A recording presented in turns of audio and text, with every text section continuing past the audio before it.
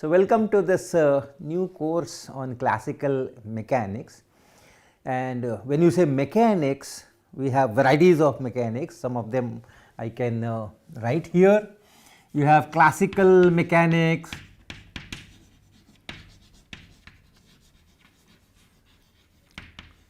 then you have quantum mechanics,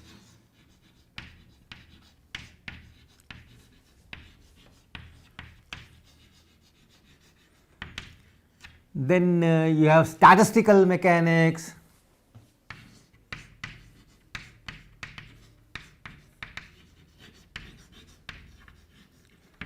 so varieties of things are there. Classical mechanics, which is the topics from classical mechanics that we will be doing. So, classical mechanics is the one from which we will be doing this course, some of the topics. This is basically, it talks of particles and systems which are not very small, not in angstrom level or nanometer levels. So, quantum mechanics is the branch where we talk of small particles,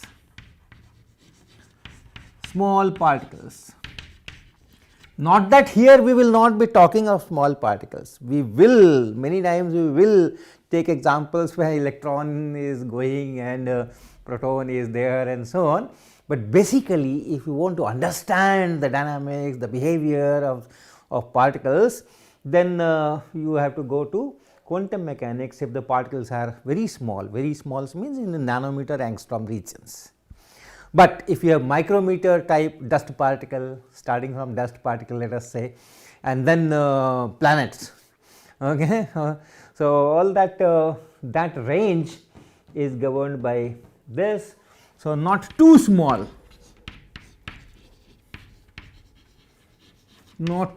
particles. And you have yet another thing which is called relativistic mechanics. So, the varieties of mechanics, this is the one where we talk of high speeds, and not always high speeds, many times the speeds are not very high, still you need this relativistic mechanics. For example, when you have fission or fusion of particles, nuclear particles, the speeds are not very high. A neutron with a very small velocity enters uranium 238, makes it uranium 239 and then it splits. That does not come under classical mechanics. These rules will not be able to explain all that phenomena. So, you do need their relativistic mechanics and quantum mechanics. Okay. Relativistic mechanics, that gives me how much energy will be generated, how much mass will be decreased, whether mass is converted into energy, those things will be here. Then quantum mechanics will be there because we are talking of nucleus which is femtometer size, not even angstrom, femtometer size. So, combinations are needed. All right. So, this is it, and this statistical mechanics is when you have large number of particles, very large number of particles, and each particle has a different behavior. Here also we will talk very large number of particles because we will be talking of rigid bodies, for example. So, rigid body will have a large number of particles, but then here you have like gas molecules in a gas jar. So, you have large number of molecules, each molecule is going in a different fashion. So, that is done under this statistical mechanics. Now, coming to classical mechanics, which talks of particles, system of particles, rigid bodies, like that. Here also you have three formulations. One is the mechanics, classical mechanics, formulated by Sir Isaac Newton. This was sometimes in the 17th century, sometimes in the year, let us say around 1687 Perhaps this was the year when Newton published the mechanics book Principia. So, this is the roughly 17th century later half. This is the period when Newton formulated this. We call it Newtonian mechanics, where the central thing is force and motion, force related to motion. This is the central idea. This is a central area. We talk of forces acting on particles, exerted by other particles. So, forces are there, forces are causing motion, and from there this entire mechanics is developed. We will talk of various parameters like momentum, angular momentum, energy, all those things will be there, but basic central theme is force and motion. Then about 100 years from here, you have another formulation of classical mechanics which is called Lagrangian mechanics. So, the scientist was Lagrange, and this was around 100 years down the line, somewhere around say 1780s or so. So, here he was a mathematician basically, and he developed a total branch of calculus where some small variations are the key elements, and then some kind of least square or action principle and so on and so forth. So, that was the kind of mechanics which is equivalent to this Newtonian mechanics as such, because you can always go from here to here, but then the entire formulation is very, very different. And something around 50 years from here, you have another one which is Hamilton. This scientist is Hamilton, and the mechanics which he developed is Hamiltonian mechanics. So, these are all equivalent, but then the formulations are very, very different, and you have advantages for this one, you have advantages in this one, you have some advantages in this one. The biggest advantage of this Hamilton, this is basically the central thing is energy, kinetic energy, potential energy, some total mechanical energy. That is the central idea. Here the central idea is yet another function called Lagrangian function, again based on potential energy and kinetic energy, but totally different combinations. So, this was let us say 50 years from here, somewhere in that era, okay, in that era. So, this is how the very important thing and very interesting thing is that this formulation of classical mechanics can be used to very easily make this transition to quantum mechanics. Okay. So, although the classical mechanics and quantum mechanics, the rule are very, very different, but from this particular formulation, the structure is such that you can, if you have mastered this, then the mathematics of this quantum mechanics is very, very at least is related, connected. So, you can go from here to here. So, these are the kind of things that we do in the name of mechanics and then in the name of classical mechanics. In this particular course, we will be talking of this Newtonian mechanics, all right. So, we will be talking of a single particle system, and then the forces acting on a single particle system, and then how it moves. And you all know that it is governed by 3 laws of Newton: first law, second law, and third law. And then there are very well structured equations, F is equal to ma.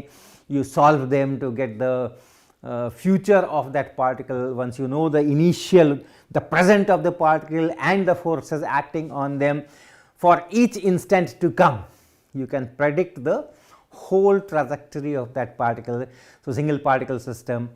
Then we will have a multi-particle system, several particles moving with respect to each other, and then once again how these forces will govern that. You will have forces between the particles by one another, you will have forces from some other particles which are not part of your system.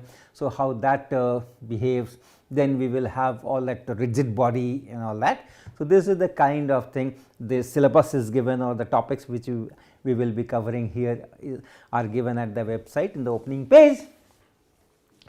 Okay, so that is our focus, and let me start talking of Newton's first law, second law and third law. So, you all know, you had been studying this from high school time. Newton's first law is, if there is no force on a particle, the particle stays at rest or it moves with a constant velocity. So, in varieties of ways you can state the same thing, but essentially that is the first law, that if the force on a particle is 0, if the force on a particle is 0, then the acceleration is 0. Then the acceleration of the particle is 0. Essentially is this in a nutshell, because if it is at rest and remains at rest, that means acceleration is 0, or it moves with a constant velocity in the same direction, same speed, that also means acceleration 0. So, if you are talking of a particle, if the total force on the particle is 0, then the acceleration should be 0, and vice versa also. This, if acceleration is 0, right, if acceleration of a particle is 0, then according to Newton's first law, you can always say that the net force acting on the particle is 0. So, both ways, both ways. So, that is Newton's first law. Let us first talk of this, Newton's first law. No force, no acceleration, that is Newton's first law. But that is not always true, that is not always true. If I am in a rotating frame, or let us say I am in a car, accelerating car. So, if I am in an accelerating car, right, it is accelerating and I am sitting here, somewhere here on the seat, okay. So, I am sitting here, and then from the car's body some pendulum is hanging, right, some pendulum is hanging. What I see? I see that the pendulum, the string does not stay vertical, it makes some angle theta with the vertical, all right. Now, if I think of this particle, this bob of the simple pendulum, what are the forces? The forces are its weight mg and then the tension T. These are the two forces, because force is always exerted by some object, right. Force is by some object on some other object, that is how the force is conceived. So, the earth which is attracting everything, so it is also attracting the bob, and that force is mg in the vertically downward direction.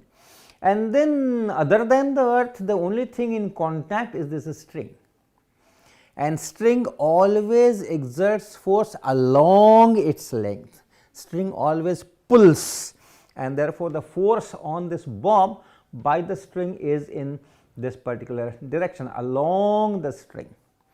There is no other object which exerts force on this, and these two forces are not equal and opposite, and they will not add to 0. So, you have a net force, force is not 0, but what I see?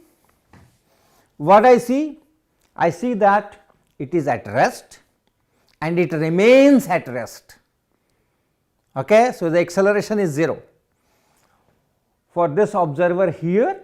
If he puts the origin here, x, y, z axis, no coordinate is changing with time, x coordinate does not change in time, y coordinate does not change in time, z coordinate does not change in time. So, it is at rest, it remains at rest, acceleration is 0. So, force is not 0, but acceleration is 0.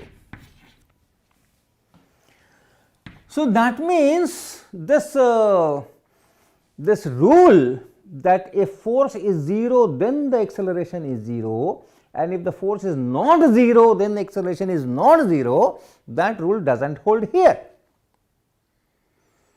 And if you have a resultant of these two, and if you want to make force 0 and apply a force here, you apply a force here, you pull it, you hold the bob and pull it. Why? I want to make the force 0.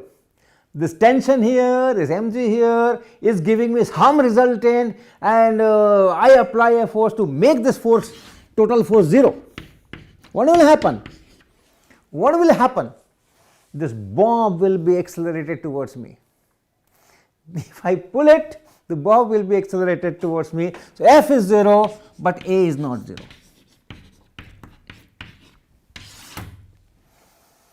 Newton's first law is not valid in this frame, or if I am in some kind of a rotating frame, I am on some disk, and there on the disk I have put my x, y, z axis, then also this does not hold.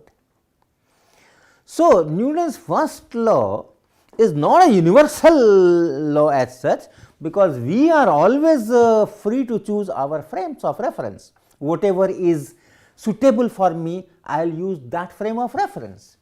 So, for some frames of reference it holds, for some frames of reference it does not. So, essentially what this Newton's first law is doing, it is defining or it is classifying that okay, there are at least some frames in which this holds, and we call them inertial frames of reference. We generally live on the earth. Whatever we do, our activities generally because the technology is advancing very fast, and we are going to in spacecrafts to other places, the moon and Mars and all those things, but most of the time we are on the earth, and therefore a very suitable frame of reference is earth, and that is not inertial. That is not inertial. Now, no one can compel me that no, do not use the lab frame, do not put your x, y, z axis in the lab, and you have to go for an inertial frame, first search it, put your x, y, z axis there, and then do all the physics, all the mechanics, all the dynamics. That is not the way science goes. So, I am always free to choose my frame of reference, and if it suits me, I can use this frame or some other frame, whatever I like. So, this Newton's first law is essentially, it defines. Fortunately, the earth's frame of reference is close to inertial, although it is non-inertial, but it is very close to inertial. If you think of this condition that if f is 0, what will happen? The acceleration will be very small, exceedingly small. So, we can take it as inertial frame of reference, and if the acceleration of some object is 0, how much is the force? In the frame of earth, if I am there, how much is the force? How much the force needed to make the acceleration 0? That force is exceedingly small, and therefore we generally take earth as an inertial frame of reference, but whenever we want to do some physics where the accuracy is important, and our instruments are sensitive enough to detect small changes in the motion, or we can measure very small forces, then yes, we do take care of the fact that earth is not inertial. So, this first law actually defines inertial frames of reference.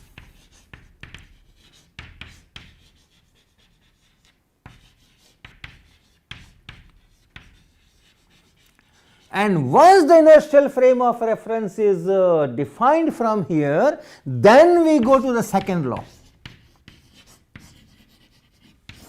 In an inertial frame,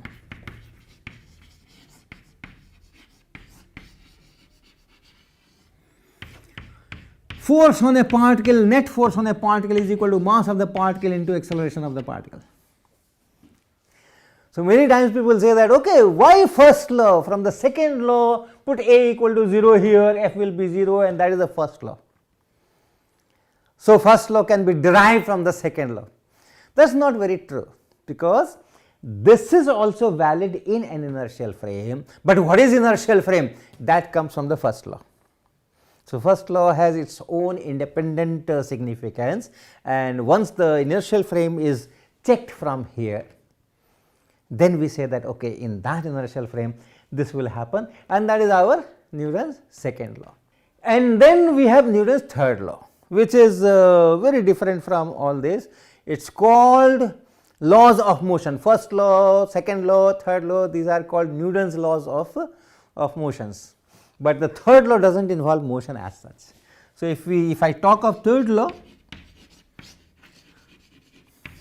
okay, and that says that force by particle 1 on particle 2 and force by particle 2 on particle 1 at any instant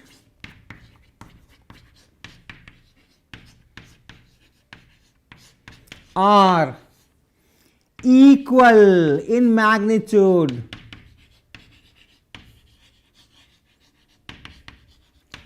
and opposite in direction.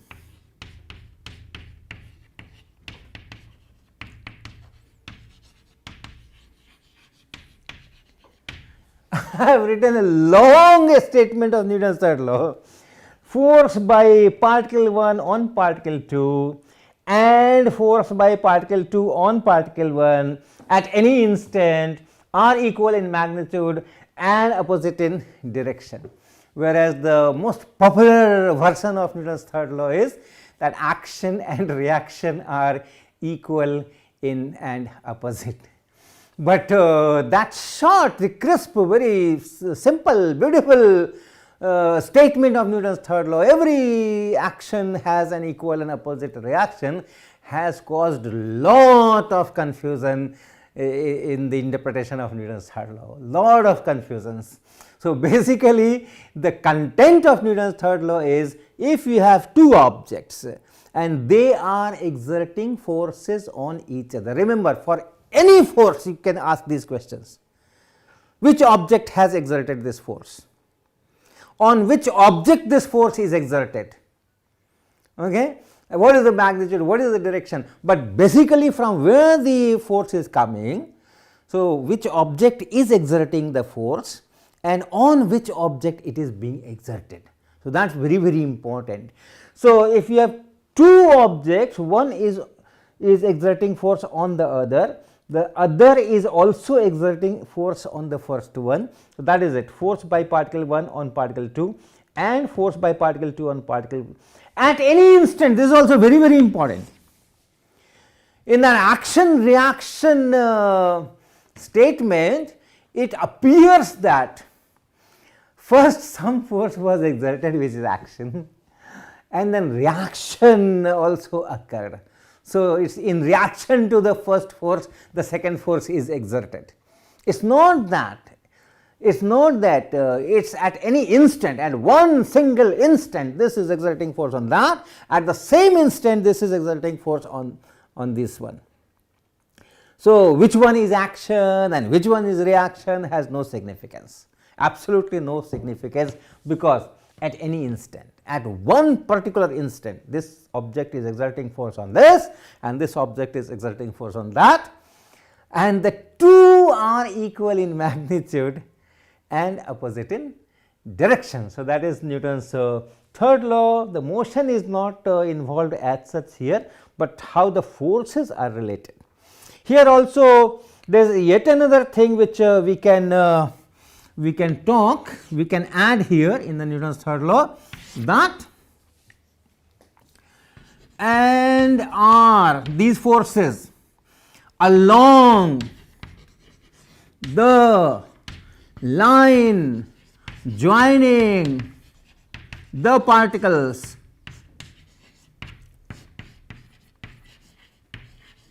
this also you can add. If you have a particle here A, if you have a particle here B, the force by A on B and force by B on A at any given instant are equal in magnitude, opposite in direction, but that could have been this way. That could have been this way. The directions are opposite. The magnitudes are equal. So, this statement is satisfied.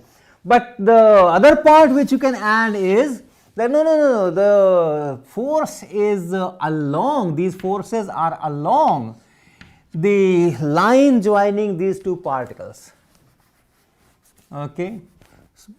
Now, if that does not happen, maybe in some cases if it does not happen, then this part will not be valid.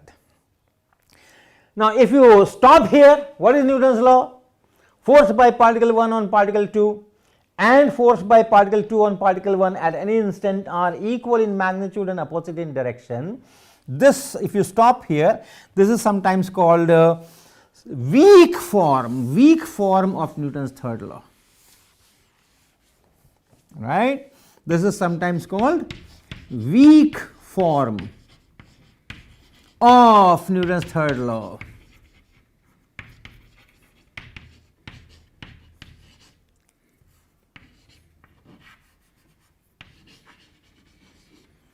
And when you add this also, that the two forces are along the line joining the particles, this is sometimes called strong form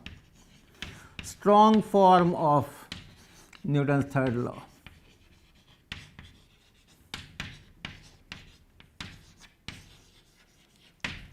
Okay, so we will stop here and we will talk further on forces in the next lecture.